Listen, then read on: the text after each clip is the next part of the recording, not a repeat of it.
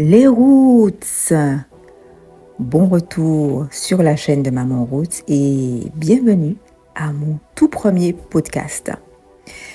Aujourd'hui, mes chers amis Roots, j'ai envie de m'entretenir avec vous d'une manière assez intimiste. C'est pour ça que j'ai choisi le podcast, ce format. J'ai envie de m'entretenir avec vous à propos du retour en Afrique et de vous amener à aller un peu plus en profondeur dans cette question du retour qui nous concerne tous. À travers ce retour que nous effectuons, que nous souhaitons effectuer, auquel nous rêvons, n'y a-t-il pas une quête plus profonde? C'est la réflexion à laquelle j'ai envie de vous inviter aujourd'hui. Parce que dans mes introspections personnelles, je me rends bien compte qu'en réalité, derrière le retour en Afrique, il ne s'agit pas que de revenir en Afrique. On en discute aujourd'hui, mes roots.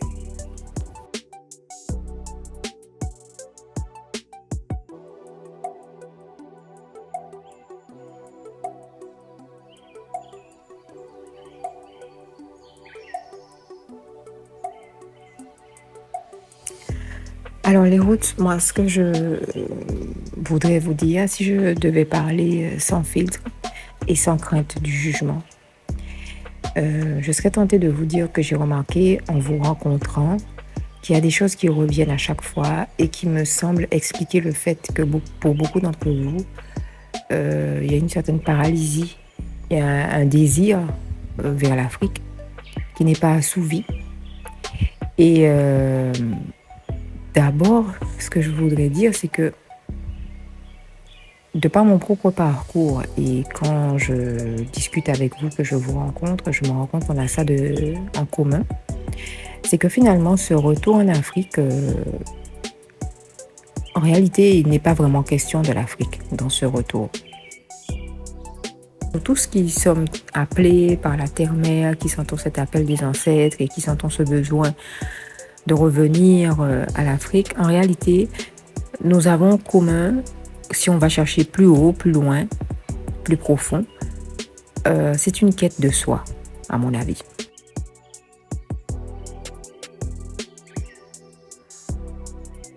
Nous avons en commun d'être en désaccord avec un monde qui ne nous ressemble pas, qui ne porte pas nos valeurs, qui ne nous mène pas là où on veut aller, qui ne nous correspond pas et qui ne nous respecte pas d'abord. Et nous ne sommes pas à l'aise avec ça. Il y a, je dirais, d'un côté, ce que nous désirons, nous, en tant qu'êtres humains, en tant que personnes, avec nos rêves, nos aspirations, nos croyances, nos besoins, nos aspirations les plus profondes. Et d'un autre côté, il y a ce que le monde où nous sommes nous propose et ça ne colle pas. Et vous, comme moi, comme nous, devant ce tableau-là, on se dit, non mais, dans ce monde-là qui tourne à l'envers, l'endroit qui nous correspond, c'est l'Afrique. D'abord parce que nous y avons nos racines, nos ancêtres étaient là-bas, et puis bercés par un discours, par une narrative qui a tendance à idéaliser l'Afrique d'autrefois, les traditions, etc. Et amplifié par notre propre rêverie et notre besoin de rêver quelque chose qui soit beau, qui soit grand, qui soit fort, qui soit magnifique, on se dit, ben c'est là. Et puis il y a l'appel des ancêtres. Et cet appel des ancêtres, peut-être est-ce tout simplement l'appel de notre âme à cultiver autre chose, à vivre autre chose, à exister autrement. Moi, avec le recul maintenant, voilà, il y a tout ça qui est là et avec lequel j'essaye d'avancer. Donc, dans ce tableau-là, on se dit c'est l'Afrique. Et on y projette tous nos espoirs, toute notre foi, tout notre amour, tous nos désirs les plus profonds de renaissance, de bonheur, quoi. En fait, notre paradis, quelque part, parce que notre imaginaire est forcément influencé par tout ce que nous avons vécu, tout ce que nous avons ingurgité depuis notre enfance, même si entre-temps nous avons rejeté certaines choses. Donc c'est l'Afrique. Et en réalité, voilà, c'est nous-mêmes que nous recherchons. Notre vrai nous authentique.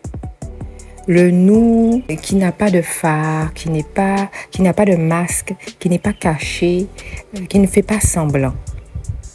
Et en discutant avec vous, je me rends compte que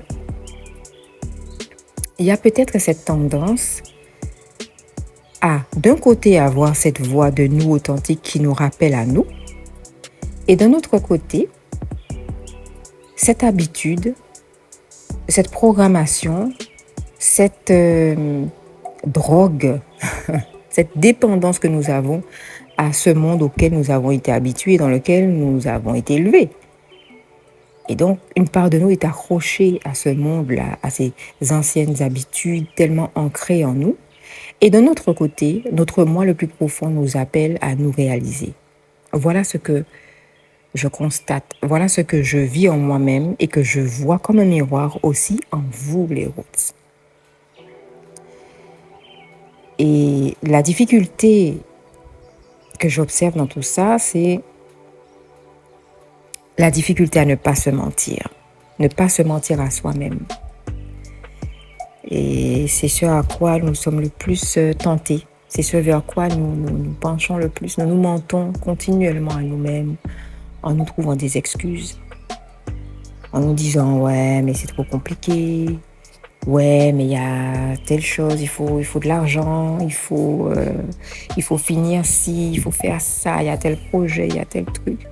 Il y a les parents, il y a la famille, autant de prétextes et autant de facilité à se mentir que nous trouvons pour ne pas répondre à ce moi authentique qui est là, debout, campé et qui attend que nous réagissions.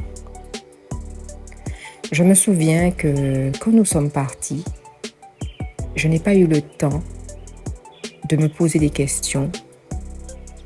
Je n'ai pas eu le temps d'essayer d'appréhender ce que j'allais vivre. Je n'ai pas eu le temps d'imaginer quoi que ce soit. On était dans l'urgence et je me rends compte maintenant avec le recul que cette urgence était bien salvatrice. C'était une chance parce qu'elle m'a préservée de beaucoup de questions embarrassantes qui m'auraient certainement alourdi dans mon voyage et qui m'auraient empêché d'agir. Parce que voilà où nous en sommes. Se mentir à soi-même, chercher continuellement des compromis, ne pas vouloir payer le prix de ce que l'on veut, ça paralyse, ça empêche d'agir, ça empêche d'avancer. Et donc on tourne en rond, on tourne en rond, on tourne en rond. Et pour beaucoup d'entre vous que je rencontre, les Roots, c'est ça. C'est la valse des rondes qui est rythmée par toutes ces questions qui ne finissent pas, dont on connaît quand même la réponse quelque part en nous, mais en même temps, on continue à taper le rythme, tourner en rond, c'est la valse.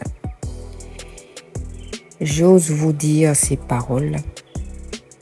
J'ose exprimer ainsi ce que je vois à travers beaucoup d'entre vous, parce que c'est ce que je vois. Et j'ai envie de vous dire, les Roots, avec beaucoup d'amour, avec de la sincérité comme d'habitude, qu'à un moment donné, ou bien vous répondez à cette voix qui vous parle et qui vous somme d'agir, ou c'est le statu quo. Notre chance à nous, c'est qu'on n'a pas eu le choix. Et si vous n'aviez pas le choix, que feriez-vous? Parce que quand on n'a pas le choix, on est obligé de faire. Si vous n'aviez pas le choix, que feriez-vous? Et j'insiste sur le fait que pour moi, la vraie question, c'est pas de venir en Afrique ou pas.